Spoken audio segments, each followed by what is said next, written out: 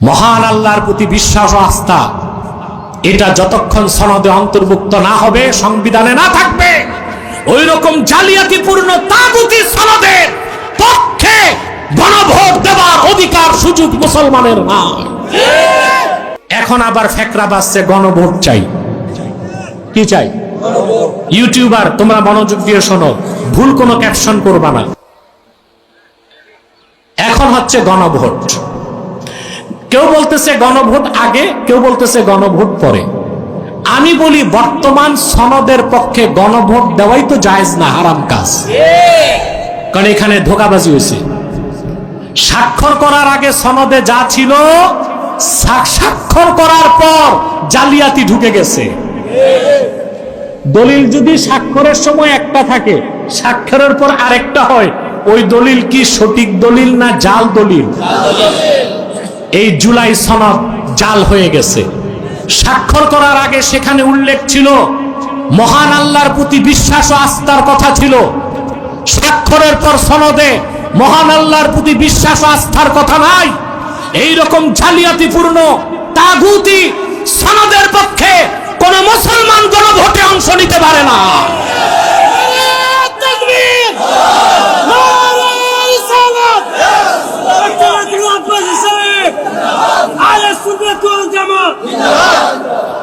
এই দুঃসাহস কে করেছে? সংবিধানে তো ছিলই মহান আল্লাহর প্রতি আস্থা ও বিশ্বাসের কথা, ছিল না? প্রেসিডেন্ট জিয়াউর রহমান ক্ষমতায় বসার পর 1977 সালের 30 মে গণভোটের মাধ্যমে 19 দফা বাস্তবায়ন করেছিলেন। তখন সংবিধানে অন্তর্ভুক্ত করা হয়েছিল মহান আল্লাহর প্রতি বিশ্বাস ও আস্থা। এটাই হচ্ছে সংবিধানের মূলনীতির একটা নীতি। সেটাকে বাদ দেওয়া হলো কেন? বিএনপির মানুষগুলো বসে আছে কেন? তাদের তো মাঠে নামা দরকার। রাজনৈতিক স্বার্থে মাঠে নামেন, ইসলামের স্বার্থে মাঠে নামুন, সারা দেশের আলেমরা আপনাদেরকে সমর্থন দিবে। মহান আল্লাহর প্রতি বিশ্বাস ও আস্থা এটা যতক্ষণ সনদে অন্তর্ভুক্ত না হবে, সংবিধানে না থাকবে, ওই রকম জালিয়াতিপূর্ণ তাগুতি সনদের পক্ষে গণভোট দেওয়ার অধিকার সুযোগ মুসলমানের না। রাষ্ট্র মেরামতের কথা বলা হয়, কি দিয়া? পশ্চিমাদের আদর্শে কিচ্ছু হবে না ফলাফল। কোরআন ও সুন্নাহের আদর্শে রাষ্ট্রকে বিনির্মাণ করা সম্ভব, ঠিক কিনা বলেন? যেখানে শোষণ থাকবে না, নির্যাতন থাকবে না, নিপীড়ন থাকবে না, সুষম বন্টন থাকবে, চাঁদাবাজি চুরি থাকবে না, ধর্ষণ থাকবে না, মানুষ স্বাধীনভাবে ঘরের দরজা জানালা খুলে রাতের বেলা ঘুমাতে পারবে, ঠিক কিনা বলেন? অতএব ভাইরা, আল্লাহ তার রাসূলের নীতির বাইরে যে আমরা সফলতা লাভ করতে পারবো না। আল্লাহ স্পষ্ট করে দিলেন, তোমরা তোমাদের পিতাদেরকে, ভাইদেরকে বন্ধু বানায়ো না, আপন করো না, যদি না তারা ঈমান না আনে, ঈমানের উপর কুফরকে যদি প্রাধান্য দেয়। বলেন নাউজুবিল্লাহ। অধিক সংখ্যক সাহাবী এই আয়াত নাজিলের পর আর দেরি করলেন না, চলে গেলেন মদিনা মুনাওয়ারায়। সুবহানাল্লাহ বলবেন না? তারপরও কিছু সাহাবী রয়ে গেলেন। এবার আল্লাহর পক্ষ থেকে আসলো চূড়ান্ত হুকুম। সুবহানাল্লাহ। আল্লাহ রাব্বুল আলামিন এবার ডাক দিয়ে বললেন, কুল ইন কানা আবাউকুম ওয়া আবনাউকুম ওয়া ইখওয়ানুকুম ওয়া আজওয়াজুকুম ওয়া আশীরাতুকুম ওয়া আমওয়ালুন ইকতারাফতুমুহা ওয়া তিজারাতুন তাখশাউনা কাসাদাহা ومساكن ترضونها أحب إليكم من الله ورسوله وجهاد في سبيله فتربصوا حتى يأتي الله بأمره والله لا يهدي القوم الفاسقين। চূড়ান্ত সিদ্ধান্ত আল্লাহ দিলেন। প্রিয় হাবিব, আপনি ঘোষণা করেন ইন কানা আবাউকুম ওয়া ইখওয়ানুকুম ওয়া আজওয়াজুকুম ওয়া আশীরাতুকুম, যদি তোমাদের পিতাগণ, তোমাদের সন্তানগণ, তোমাদের ভাইগণ, তোমাদের স্ত্রীগণ, তোমাদের নিকটাত্মীয়গণ, ওয়া আমওয়ালুন ইকতারাফতুমুহা, যে সম্পদ অর্জন করেছো সেই সম্পদ, ওয়া তিজারাতুন তাখশাউনা কাসাদাহা, আর সেই ব্যবসা, যে ব্যবসার লসটাকে ভয় পাও, ওয়া মাসাকিনু তারদাউনাহা, আর বাড়ি ঘর যেগুলোকে তোমরা পছন্দ করো, আহাব্বা ইলাইকুম মিনাল্লাহি ওয়া রাসূলিহি ওয়া জিহাদিন ফি সাবিলিহি, এই সব কিছু যদি আল্লাহ তার রাসূলের চেয়ে আর জিহাদের চেয়ে বেশি প্রিয় হয় তোমাদের কাছে, ফাতারাব্বাসু, অপেক্ষা করো, হাত্তা ইয়াতি আল্লাহু বিআমরিহি, আল্লাহর পক্ষ থেকে তোমাদের বিপক্ষে কঠিন সিদ্ধান্ত নিয়ে আসার আগ পর্যন্ত। অর্থাৎ তাদেরকে আল্লাহ মুমিন বলে স্বীকৃতি দেন না। অর্থাৎ পিতা মাতা, ভাই বোন, আত্মীয় স্বজন, ব্যবসা বাণিজ্য, পাড়া প্রতিবেশী, চাকরি বাকরি, ঘর বাড়ি, সহায় সম্পদ, বিত্ত বৈভব, নিজের জীবন, এ সব কিছুর চেয়ে যতক্ষণ পর্যন্ত আল্লাহ তার রাসূল অধিক প্রিয় না হবে ততক্ষণ পর্যন্ত আল্লাহ তাআলা বান্দাদেরকে মুমিন বলে স্বীকৃতি দিবেন না। এই আয়াত নাজিলের পর আর একজন সাহাবীও মক্কায় থাকলেন না, সব সম্পর্ক ছিন্ন করে মদিনাতুল মুনাওয়ারায় চলে গেলেন। বলেন সুবহানাল্লাহ। সাহাবায়ে কেরাম আল্লাহ তার রাসূলকে জীবন থেকে বেশি ভালোবাসার প্রমাণ দিয়েছেন কিনা বলেন? যেটা ঠিক মতো কইলা না, ঘুমাচ্ছেন আপনারা বাঙালি, আপনারা জুমার নামাজ পড়তে গেলে দুপুর 12টা বাজেও ঘুমান, ঠিক কিনা? আমি একটু পরীক্ষা করব, কে কে ঘুমান একটু হাত তুলেন। একজন পাওয়া গেছে। প্রিয় ভাইগণ,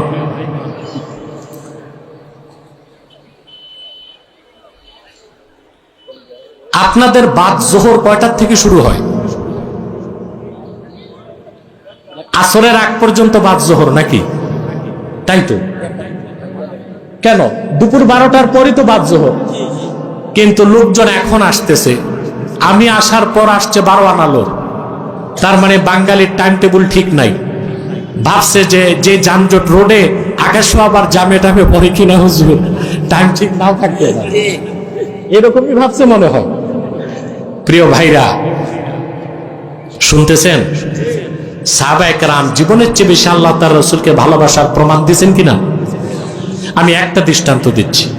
রাসূলুল্লাহ সাল্লাল্লাহু আলাইহি ওয়াসাল্লামের একজন সাহাবী ছিলেন মুসআব বিন উমাইর রাদিয়াল্লাহু তাআলা। কি নাম?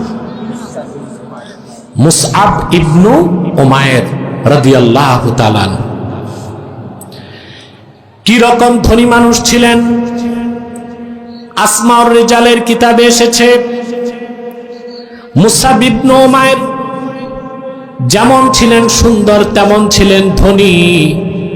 প্রতিদিন তার দস্তরখানে 70 জন মানুষ নিয়ে তিনি পানাহার করতেন। মেহমানদের সামনে খাদ্য পরিবেশন করতেন সোনা রূপার বাটিতে। মেহমানদারির পর মেহমানদের হাতে সোনা রূপার বাটিগুলো উপঢৌকন করে দিতেন। এই ছিল তার অভ্যাস। প্রতিদিন 70 জন লোক নিয়ে খেতে বসতেন। সুবহানাল্লাহ। তিনি ঈমান আনলেন, বাপ মা আত্মীয় স্বজন সব ছাড়লেন, সব ছাড়লেন, বাড়িঘর ছাড়লেন, ব্যবসা ছাড়লেন। সুবহানাল্লাহ। বদর যুদ্ধের সময়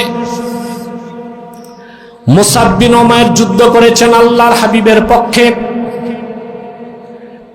তারই আপন ভাই আমের বিন উমাইর যুদ্ধ করেছে আল্লাহর রাসূলের বিপক্ষে। চিন্তা করেন ইসলামের আদর্শ কি জিনিস। এখানে রক্তের সম্পর্ক মুখ্য বিষয় নয়, ঈমানের সম্পর্কই আসল। মুসআব বিন উমাইর ছিলেন সত্যের পক্ষে, তার ভাই ছিল সত্যের বিপক্ষে। আপন দুই ভাই দুই দিকে তলোয়ার চালালেন। চিন্তা করেন ইসলামের আদর্শ কি জিনিস। সুবহানাল্লাহ বলুন। স্টেজটা ক্লোজ করে দেন, বন্ধ করে দেন, উঠানামা বন্ধ করে দেন। প্রিয় বন্ধুগণ, মুসাব বিন উমার যুদ্ধ করলেন রাসূলুল্লাহর পক্ষে, আর তার ভাই আমের বিন উমার যুদ্ধ করলেন রাসূলুল্লাহর বিপক্ষে। বদর যুদ্ধে আল্লাহ রাব্বুল আলামিন তার হাবিবকে মহাবিজয় দিলেন। মুসাব বিন উমাইরের আপন ভাই গ্রেফতার হয়ে গেলেন। সাহাবায়ে কেরাম তার হাত পায়ের রশিকে শক্ত করে বেঁধে দিলেন। চতুর আমের বিন উমাইর সাহাবায়ে কেরামকে বললেন, সাহাবীরা শোনো, আমি আল্লাহর হাবিবের বিশিষ্ট সাহাবী মুসাব বিন উমাইরের আপন ভাই। এই কথাটা শুনে সাহাবীর খাতিরে অন্যরা তার হাতের পায়ের বাঁধন ঢিলা করে দিলেন। সকালবেলা যখন সংবাদটি মুসাব বিন উমাইরের কানে পৌঁছল, মুসাব বিন উমাইর বললেন, কাবার মালিক আল্লাহর কসম, রাসূলুল্লাহর বিরুদ্ধে যে অস্ত্র ধারণ করতে পারে ওই রকম কুলাঙ্গার আমি মুসাবের ভাই হতে পারে না। বাঁধো, শক্ত করে তার হাত পা বেঁধে দাও। আর তার মায়ের প্রচুর সম্পদ, মনে মনে নিজেরও মা, এখন তার সম্পর্ক নাই। তার মা থেকে উচ্চ মুক্তিপণ আদায় করে তারপরে তাকে ছাড়বা। সুবহানাল্লাহ। উহুদ যুদ্ধে মুসাব বিন উমাইর রাসূলুল্লাহর সামনে দাঁড়াইছিলেন। সুবহানাল্লাহ। আল্লাহর হাবিবের একদম সামনে দাঁড়াইছিলেন আবু উবাইদা ইবনুল জাররাহ। কাফেরদের সমস্ত তীর ধনুকগুলো তার শরীরে লাগতে লাগলো। পাশেই ছিলেন মুসাব বিন উমাইর। উহুদ যুদ্ধ যখন শেষ, রাসূলুল্লাহর ৭০ জন সাহাবী শাহাদাত বরণ করলেন।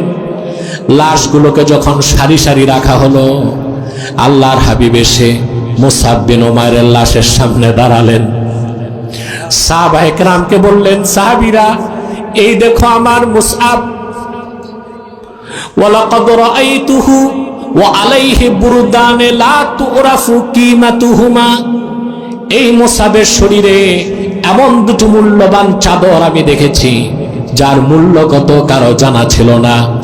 ওয়া ইন্না শিরাকা নাআলাইহি মিন যাহাবিন। আমি আরো দেখেছি আমার মুসআব যে জুতা পায়ে দিয়া চলতো সেই জুতার ফিতাটা ছিল খাঁটি সোনার তৈরি।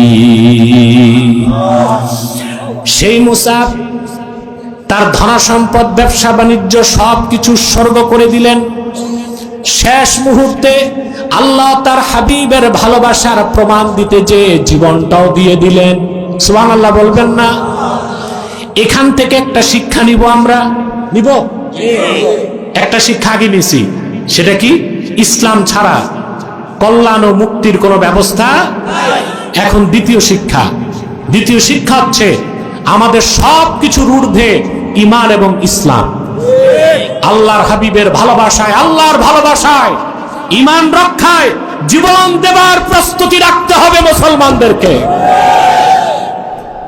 আপনার দেশের রাজনীতিবিদরা একটা স্লোগান দেয়, ব্যক্তির চেয়ে দল বড়, দল থেকে দেশ বড়। কিন্তু ক্ষমতায় গেলে আবার দেখে স্লোগান ঠিক নাই, তখন উল্টা হয়, দেশের চেয়ে দল বড়, দল থেকে নেতা বড়। ঠিক কিনা? দেশ থেকে দল বড়, দল থেকে নেতা বড়। আমি বলি না, স্লোগানটা ঠিক করতে হবে। ব্যক্তির চেয়ে দল বড়, দল থেকে দেশ বড়, দেশ থেকে আমার জান বড়, আমার জান থেকে ইসলাম ও ঈমান বড়। ঈমান ও ইসলামের প্রশ্নে কোনো আপোষ নাই। মুসলমান প্রকৃত মুমিন তার কল্লা দিতে পারে, ঈমান দিতে পারে না। জীবনকে কুরবান করতে পারে, কাফের মুশরিক বেঈমানের সাথে এক সেকেন্ডের জন্য আপোষ করতে পারে না।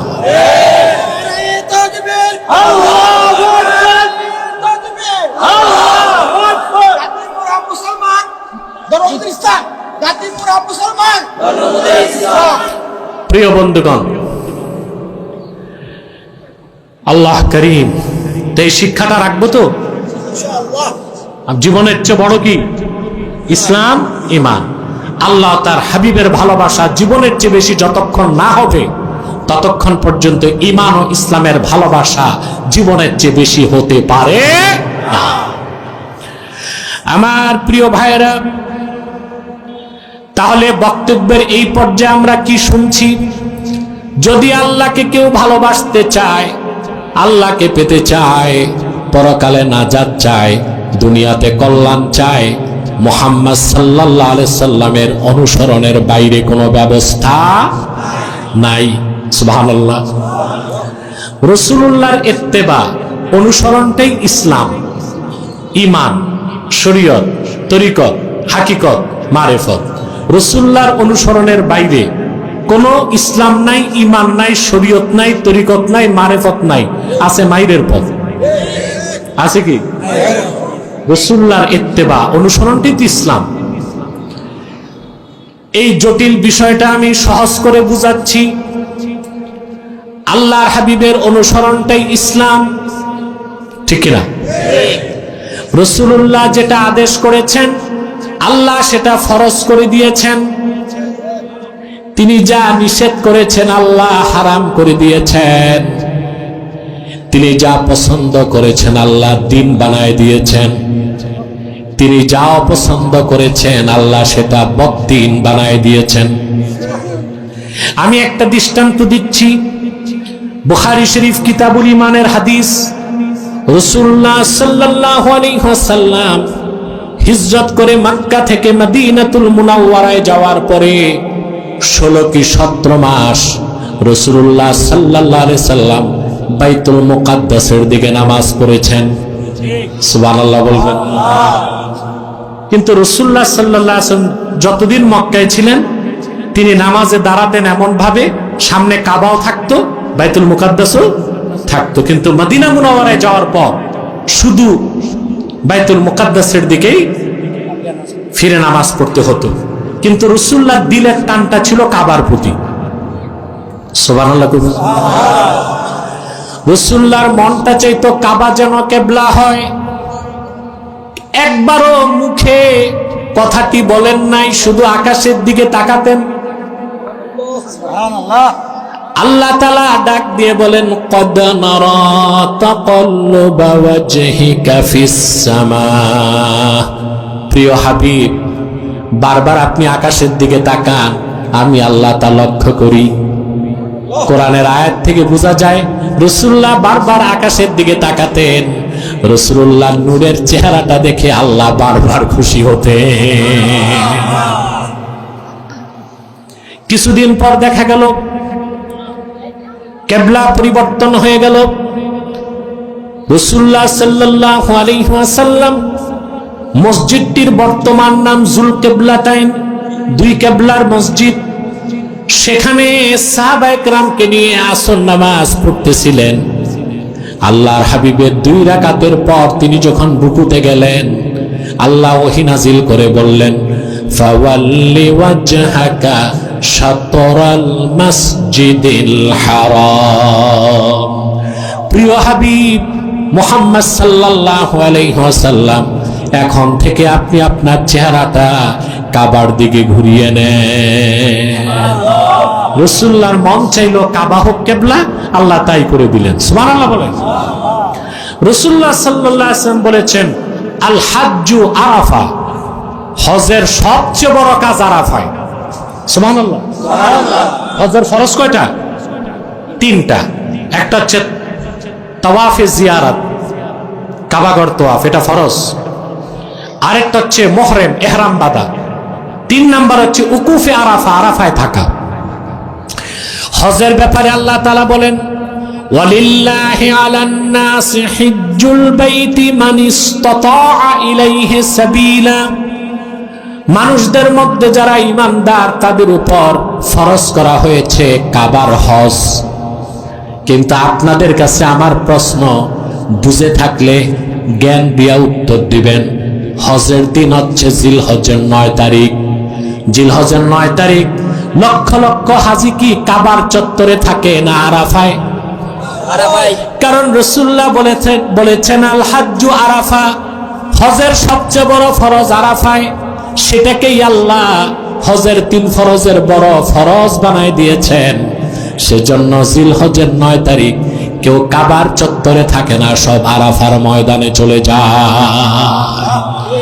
রাসূলুল্লাহ যা আদেশ করছেন আল্লাহ তা ফরজ করেছেন, তিনি যা নিষেধ করেছেন আল্লাহ হারাম করে দিয়েছেন, তিনি যা পছন্দ করেছেন আল্লাহ দিন বানায় দিয়েছেন, তিনি যা অপছন্দ করেছেন আল্লাহ বদ্দিন বানায় দিয়েছেন।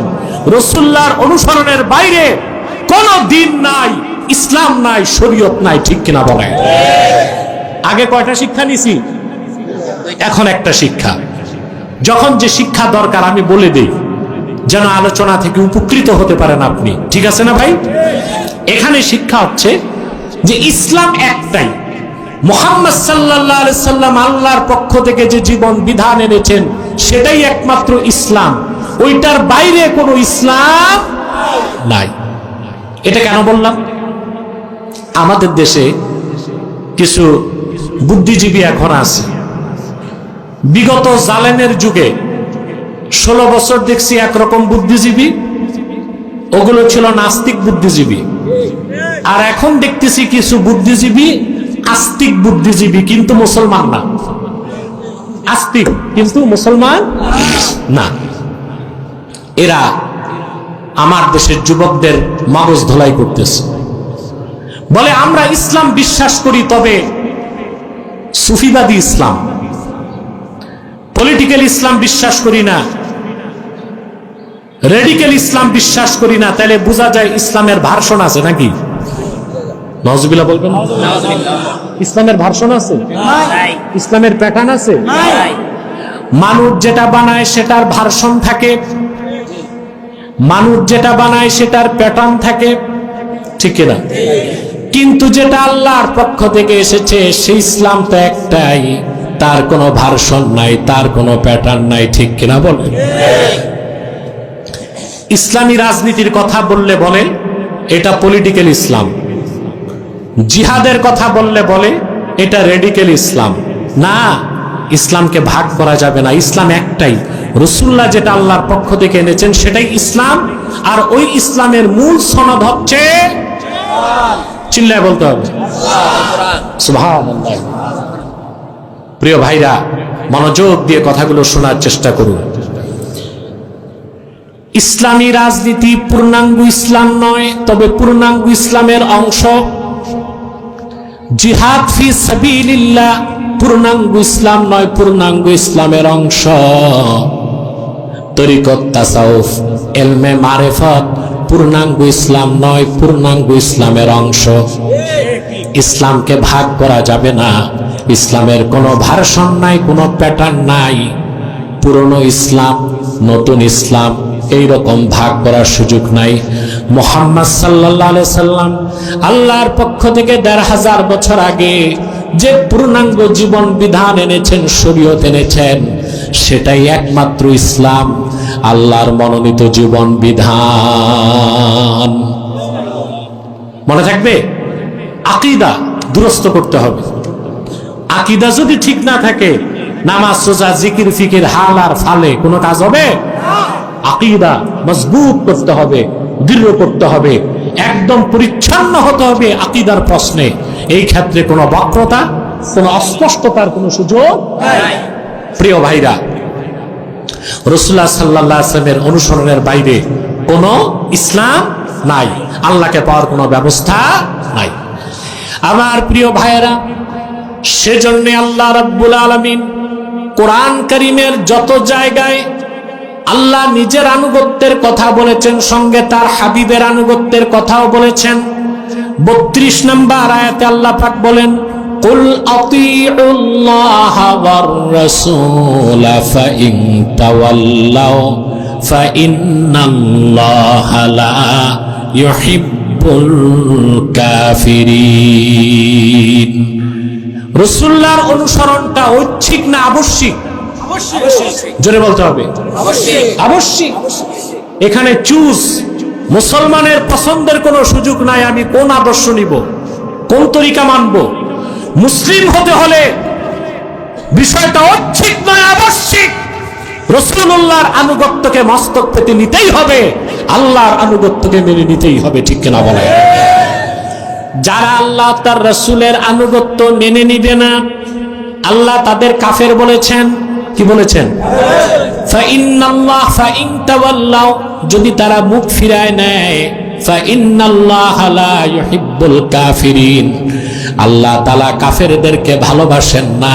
তার মানে রাসূলুল্লাহর ইত্তেবা, আনুগত্য, ওনার আনিত শরীয়ত বা দ্বীনকে যে অস্বীকার করবে, আল্লাহর ফতোয়া অনুযায়ী সে কাফের ছাড়া কিছুই নয়। কাফের ছাড়া সে মুমিন বা মুসলিম হতে পারে না। রাসূলুল্লাহর আনুগত্য, ওনার অনুসরণ বিষয়টা আবশ্যিক, এটা ঐচ্ছিক নয়। বলেন সুবহানাল্লাহ। প্রিয় বন্ধুগণ, এখন তো প্রশ্ন আসে, আজকের আলোচনা থেকে যে শিক্ষাটা নিতে হবে, রাসূলুল্লাহর অনুসরণ করার অর্থ কি? প্রশ্ন বুঝতে হবে না? কোরআনকে বিশ্বাস করা রাসূলুল্লাহর অনুসরণ, হাদিসের বিশ্বাস রাসূলুল্লাহর অনুসরণ, শরীয়তের অনুসরণটা রাসূলুল্লাহর অনুসরণ। রাসূলুল্লাহর আনুগত্য গ্রহণ করে ওনার অনুসরণ করতে যেই কোরআনকে বিশ্বাস করতে হয়, ইসলামকে বিশ্বাস করতে হয়, শরীয়তের বিধান মানতে হয়। ঠিক কিনা ভাই? আর রাসূলুল্লাহর অনুসরণটাই রাসূলুল্লাহর আনুগত্য, রাসূলুল্লাহর আনুগত্যটাই আল্লাহর আনুগত্য। রাসূলুল্লাহর অনুসরণ ছাড়া আল্লাহকে পাওয়ার কোনো সুযোগ নাই, কোনো ব্যবস্থা নাই, বিকল্প কোনো মতবাদ নাই।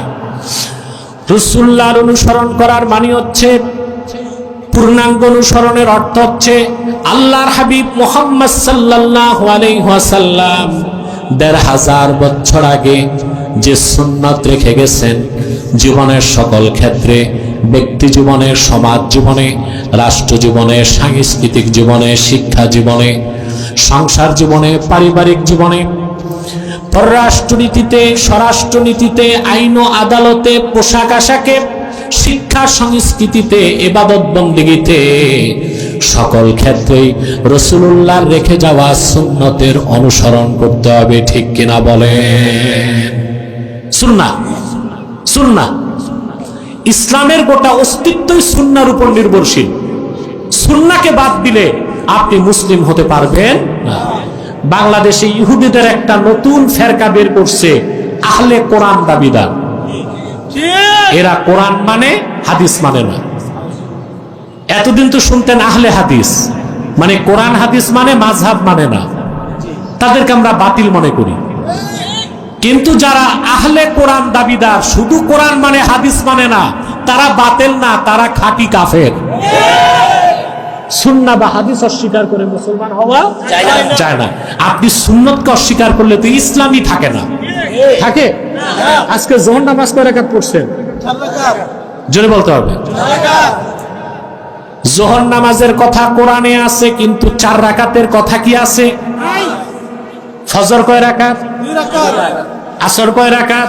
2 রাকাত। মাগরিব, এশা, 5 ওয়াক্ত নামাজের কথা কোরআনে আল্লাহ বলে দিয়েছেন, আকিমিস সালাতা তারাফাইন নাহারি ওয়া যুলাফাম মিনাল লাইল ইন্নাল হাসানাতি ইউযহিবনাস সাইয়্যাত। এখানে 5 ওয়াক্ত নামাজের কথা বলা হয়েছে। কয় ওয়াক্ত নামাজ? কিন্তু কোন নামাজ কয় রাকাত এটা আছে কোরআনে? এটা আছে কই? সুন্নাতে। কোথায়? সুন্নাহ মানে কি? নীতি রীতি, নীতি রীতি। সুবহানাল্লাহ।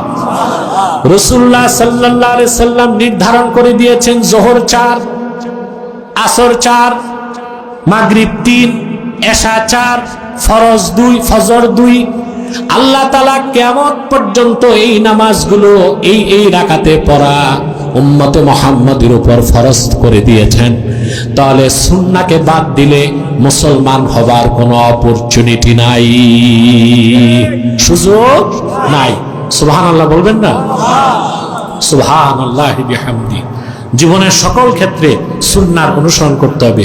সুন্নাহ হচ্ছে নীতি। কিন্তু আমার দেশের বাঙালি যারা, আওয়াম তো বাদ দেন, অধিকাংশ আলেম ওলামাই সুন্নতের সঠিক ব্যাখ্যা জানে না। সুন্নতের সঠিক ব্যাখ্যা না জানার কারণে বেদাতের ফতোয়াও সঠিকভাবে দিতে পারে না। গোলমাল লাগায় দেয়। কি করে? ঝামেলা করে ফেলে। আগে তো সুন্নত বুঝতে হবে, তারপরে না বেদাতের ফতোয়া। সুন্নতই তো বুঝি না। সুন্নত বলতে কি বুঝি? জুব্বা দাড়ি টুপি পাগড়ি, দস্তরখানে খাওয়া, দুপুরে খাবার পর একটু বিশ্রাম, রাতে খাবার পর একটু হাঁটা। অবশ্যই এগুলো সুন্নাত, এগুলো আমল করলে ফজিলত আছে, সোয়াব আছে, কিন্তু সুন্নত কি এতটুকু? সুন্নতের ব্যাখ্যায় গাউসে পাক শেখ আব্দুল কাদের জিলানী রাহমাতুল্লাহ বলেন, আম্মা সুন্নাতু ফাহিয়া মা সান্না রাসূলুল্লাহ সাল্লাল্লাহু আলাইহি ওয়াসাল্লাম, আল্লাহর রাসূল নূর নবীজি মুহাম্মদ সাল্লাল্লাহু আলাইহি ওয়াসাল্লাম নীতি হিসেবে যা নির্ধারণ করেছেন তারই নাম সুন্নাত। নামাজ কিভাবে পড়তে হবে, যাকাত কিভাবে দিতে হবে, কোনটা ফরজ, কোনটা ওয়াজিব, কোনটা সুন্নাত, কোনটা নফল, সুবহানাল্লাহ। হজ কিভাবে করতে হবে, যাকাত কিভাবে করতে হবে, সকল ইবাদত বন্দেগীর ক্ষেত্রে আল্লাহর রাসূল নীতি দিয়েছেন, রীতি দিয়েছেন, তার নাম সুন্নতে নববী। এখন জনতা, আপনাদের কাছে আমার প্রশ্ন, শুধু নামাজ, রোজা, হজ, যাকাত, পোশাক আশাক, ইবাদত বন্দেগীর ক্ষেত্রে রাসূলুল্লাহ নীতি নির্ধারণ করেছেন না জীবনের সকল ক্ষেত্রে?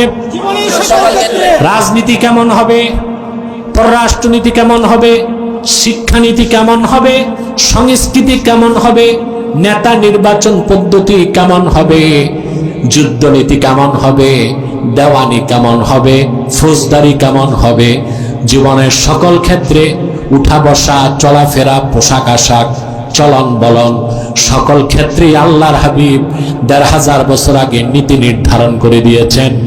সেই নীতির নাম সুন্নতে নববী। এইভাবে নীতি হিসেবে সুন্নতকে বিশ্বাস করা ছাড়া আপনি মুসলমান হতে পারবেন না। এই কথাটাই আল্লাহ বলেছেন, কুল ইন কুনতুম তুহিব্বুনাল্লাহ ফাত্তাবিউনি ইউহিব্বুকুমুল্লাহ। হাবিব, আপনি বলে দিন, তোমরা যদি আল্লাহকে ভালোবেসে থাকো আমার অনুসরণ করো, আমার দেখানো পথ মতকে বিশ্বাস করতে হবে, সেই পথ মতে চলতে হবে। বলেন সুবহানাল্লাহ। আমরা নামাজ, রোজা, হজ, যাকাতের ক্ষেত্রে সুন্নতের অনুসরণ করি, আমাদের রাজনীতিতে সুন্নাত অনুসরণ আছে? কথা বলেন।